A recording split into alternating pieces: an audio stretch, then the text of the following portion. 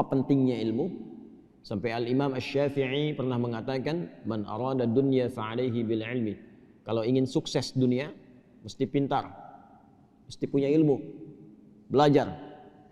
Ya, karena itu pembuka dalam Al-Quran, wahyu pembuka menggunakan kata iqra, baca. Baca itu gerbang pertama pengetahuan. Orang banyak baca, banyak pengetahuan, potensi tinggi mendapatkan peningkatan status kedudukan di dunianya. Makanya coba lihat ya, ukuran materi dunia pun itu ilmu melekat. S1, S2, S3, salary-nya beda kan? Ya, kehormatannya beda kan?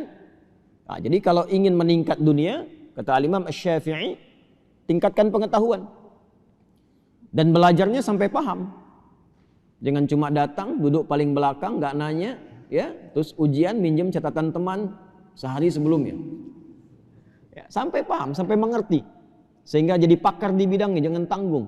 Ya, fikih sekalian, kata Quran fikih sekalian. Quran surah 9 ayat 122. Insan beriman tuh kalau belajar, ya, dia pastikan apa yang dia pelajari paham, tidak keluar dari ruangan sampai dia mengerti apa yang dipelajari. Lihat tafaqahu fid din. Kemudian wa man arada al-akhirah fa'alaihi bil ilmi. Kalau menginginkan sukses akhirat pun kata Imam Asy-Syafi'i, itu modalnya ilmu juga. Ilmu juga. Ya, bagaimana bisa salat kalau nggak ada ilmunya?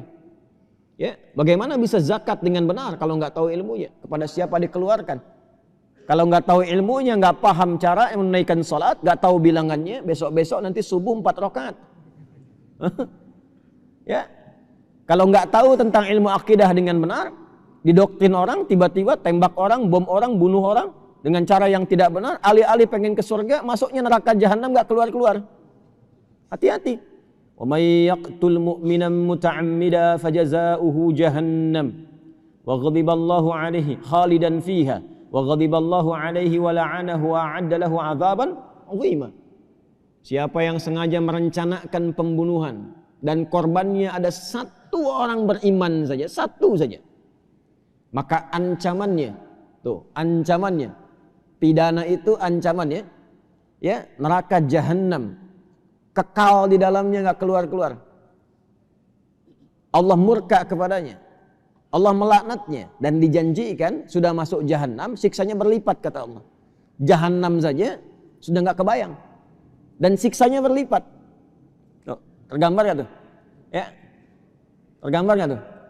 Surah An-Nisa itu, ya, ayat 93 itu sampai dengan 94, itu merencanakan pembunuhan sengaja. Dan saya lihat sekarang, itu kayaknya tidak meresap kepada jiwa-jiwa insan yang mengaku beriman. Hampir tiap hari kelihatan tuh, terdengar, terbaca peristiwa-peristiwa yang sampai saking mudahnya menghilangkan nyawa, padahal ancamannya tinggi. Ya. Bagaimana kalau bukan beriman? Faka'annama qatalan nasa jami'a. Hati-hati. Satu manusia pun itu di sisi Allah kalau sengaja itu terjadi, itu dosanya seakan membunuh semua manusia. Tinggi. Ya. Karena itu biasanya kalau ada satu pasal dalam undang-undang bahkan di kita itu yang ancamannya tinggi, berarti perbuatannya berbahaya. Ya. Coba lihat narkoba itu kan, terorisme dan macam-macam yang lainnya, ancaman pidananya tinggi kan, hukuman mati atau bahkan seumur hidup. Intinya ingin menunjukkan ada perbuatan yang sangat berbahaya, jangan dilakukan. Ya, nah itu sebetulnya sudah fitrah kehidupan. Al-Quran membawa fitrah yang sama, kenapa disoal? Ya, jadi ketika ada hukum misal semacam, kata Allah disampaikan, ini ya, daripada orang mencuri, potong tangannya. Kalau orang mau bunuh, pikir dulu, dikisos nanti dibunuh lagi, ancamannya hukuman mati. Pembunuhan, ya, ancamannya hukuman mati, dikisos tuh hukuman mati ancamannya, ya, untuk pembunuhan. Kenapa mesti disoal? Kan sama saja dengan logika berpikir dalam konteks hukum manusia, ya, yang ditetapkan ini menunjukkan bahwa ada perbuatan yang sangat berbahaya, jangan dilakukan. Karena itu spirit Quran yang mengatakan walakum fil qisasi hayatun ya ulil albab. Kalau Anda berpikir, bukan masalah menghukumnya, tapi di balik itu ada penjagaan terhadap maslahat kehidupan yang kalau diancam dengan ancaman yang tinggi cenderung memotong orang untuk berbuat yang salah. Jelas ya? Nah, itu ilmu. Karena itu saking tingginya ilmu, hal pertama yang diberikan kepada Adam alaihissalam sebelum turun ke bumi itu bukan harta, bukan kedudukan, tapi ilmu. Quran surah kedua ayat 31, wa 'allama Adamal asma'a kullaha. Dan Allah mengajarkan kepada Adam semua jenis potensi pengetahuan, semua jenis pengetahuan yang menjadikan ia mudah menjalani kehidupan di bumi. Semua diajarkan ilmu. Ya. Karena itu semua para nabi, rasul, karena bertugas membimbing umatnya di setiap eranya, dan Rasulullah SAW ditugaskan membimbing umat dan risalahnya berlangsung abadi walaupun beliau wafat sampai akhir kehidupan, maka fitrah semua nabi mendapatkan ajaran langsung dari Allah. Diajarkan langsung.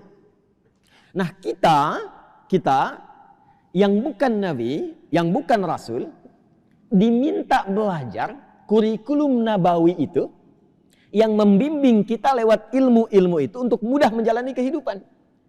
Orang yang belajar dari ilmu itu disebut dengan muta'allim namanya. Jelas ya? Siapa namanya?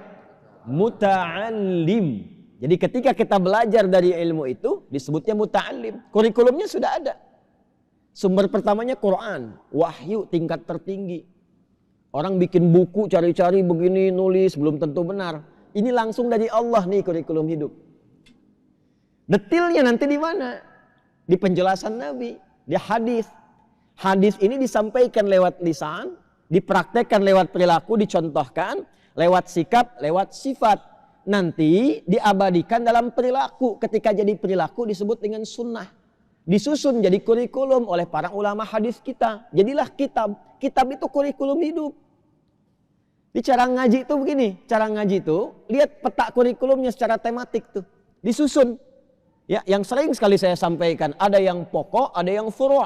Yang pokok tuh kayak kita toharah, apapun Anda profesinya, mau pejabat, mau diplomat, birokrat, mau rakyat biasa, mau guru, pengajar, teknokrat, arsitek, tetap wudu kan? Ya, tetap sholat kan? Ya kan? Puasa juga kan? Nah, itu yang pokok namanya. Nanti disusun babnya apa saja. Bab menjaga iman, kitabul iman. Ada ayatnya, ada hadisnya. Apalagi misalnya bab taharah, ya, bab tentang sholat. Disusun babnya, ada ayatnya, ada hadisnya. Nah, nanti yang sifatnya furu', cabang pilihan kehidupan, tuh milih sesuai passion, bakatnya masing-masing. Yang mau bisnis, nanti ada bimbingan bisnis disebut dengan kitabul buyu'. Yang di pemerintahan nanti ada kitabul imarah. Yang di ilmu ada kitabul ilmi. Semua ini sudah dihimpun oleh para ulama hadis kita. Dimudahkan kepada kita bentuknya kurikulum. Yang paling viral misalnya Sahih Al-Bukhari. Al-Jami' As-Sahih Al-Musnad Al-Mukhtasar min umuri Rasulullah sallallahu alaihi wasallam wa sunanihi wa ayyamihi. 97 kurikulum hidup, 97 bab. Topik. Ya, dibuka satu-satu ini. Ini topiknya, ini hadisnya. Ini topiknya, ini ayatnya, ini hadisnya. Tinggal kita buka profesi kita apa, pelajari yang pokok, pelajari yang furu'. Kalau pengen lompat ke masalah ibadah saja, cari kitab sunan. Makanya Sunan Abu Daud, ya, Sunan Ibnu Majah, Sunan At-Tirmidzi misalnya, ya, Sunan Abu Daud susunannya kitab sunan itu dari masalah fikih, kitab hadis yang disusun berdasarkan urutan fikih. Dimulai dengan kitabut taharah nanti, kitabus shalah, kitabus siyam, kitabuz zakah. Jadi kalau Anda ingin belajar tentang bab salat dengan benar, cari kitab sunan. Kalau pengen teladani orangnya, bagaimana seperti Abu Bakar As-Siddiq, bagaimana seperti Sayyidah Aisyah, bagaimana seperti Ibnu Abbas radhiyallahu taala anhuma, pengen tahu hadis-hadisnya berapa banyak yang dikumpulkan, cari kitab musnad. Ya, seperti Musnad Imam Ahmad. Kalau pengen cari hadis secara acak dari A sampai dengan Z, Hamzah sampai dengan Ya, cari kitab Mu'jam. Ada semua. Nah, kita diminta mempelajari itu dengan sungguh-sungguh, lalu dibawa ke dalam konsep hidup kita, praktekkan dalam hidup. Hasilnya semuanya sukses. Dan itu lintas zaman, lintas dimensi. Coba cek. Nabinya meninggal, sahabat praktekkan, sukses. Sahabat meninggal, tabi'in hidup, sukses tabi'innya. Dibawa ke Iberia, Spanyol, Portugal, jadi peradaban. Lalu belajar dari situ beberapa yang dari barat. Ya, sampai menjelma menjadi kemajuan yang sangat luar biasa, mencerahkan barat. Ya. Dibawa sampai saya dari Harvard kemarin saat di Amerika. Harvard itu asalnya gereja. Gereja asalnya. Dan di situ belajar dari spirit masjid. Di masjid itu dulu bukan hanya fungsi ibadah, orang belajar. Kan kampus pertama di dunia itu, siapa yang bikin? Fatimah binti Muhammad Al-Fihir yang ada di Maghrib di Fes. Itu kampus pertama di muka bumi di dunia ini yang bersumber dari masjid asalnya. Dibikin masjid, melihat kemudian spirit dari Masjid Nabawi yang ada pendidikan dari Nabi di situ di Ahlus Suffah, di copy paste kemudian di Maghrib, dikembangkan. Materinya diperbanyak. Di situ ada matematika, ada fisika, ada kimia, selain tafsir, hadis dan sebagainya. Eropa datang ke situ. Ya, pada belajar ke situ, termasuk utusan-utusan gereja belajar ke situ. Ya, dan itulah beliau yang ahli syam, ahli tahajud. Fatimah binti Muhammad Al-Fihir ini ahli puasa, ahli tahajud. Dari Qairawan asalnya, dari Tunisia. Saya pernah ke Qairawan. Dan itu yang pertama kali mendesain toga. Toga wisuda itu yang desain itu perempuan orang Islam. Gak banyak orang tahu itu. Makanya awalnya segi 4, hitam kan? Ya, itu spiritnya dari Ka'bah. Ini bukan ilmu takatik ya. Ini nyata ini, baca. Ya, baca. Baca. Ini asalnya dari Ka'bah, 4 sudut, 4 sisi, warnanya hitam. Maksudnya apa? Sekalipun sudah banyak ilmu, tawadhu, hadapkan dirimu. Fawalli wajhaka syatral masjidil haram. Niatkan ikhlas karena Allah. Ditarik ke kita jadi kopiah. Hitam tuh. Makanya tidak disebut qalansuah. Bahasa Arabnya kan bukan kopiah ini, peci ini. Taj atau qalansuah. Kenapa dibilang kopiah? Dari kata khufyah. Khufyah itu takut tunduk. Kalaupun banyak ilmu tuh menunduk. Jangan sombong. Kalau udah pakai kopiah itu tunduk, jangan sombong. Kalaupun ilmu banyak, jangan mudah salahkan orang. Ya, tenang, baik. Pakai baju koko, baju takwa, walibasu takwa dzalika khair. Bawahnya sarung. Kok sarung? Kan bahasa Arabnya izar. Kenapa bukan izar? Dari syar'an, sarungan.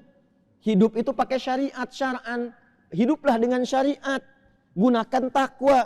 Kalau sudah soleh, tunduk. Kakinya pakai baqiyak. Al-baqa wal yakin.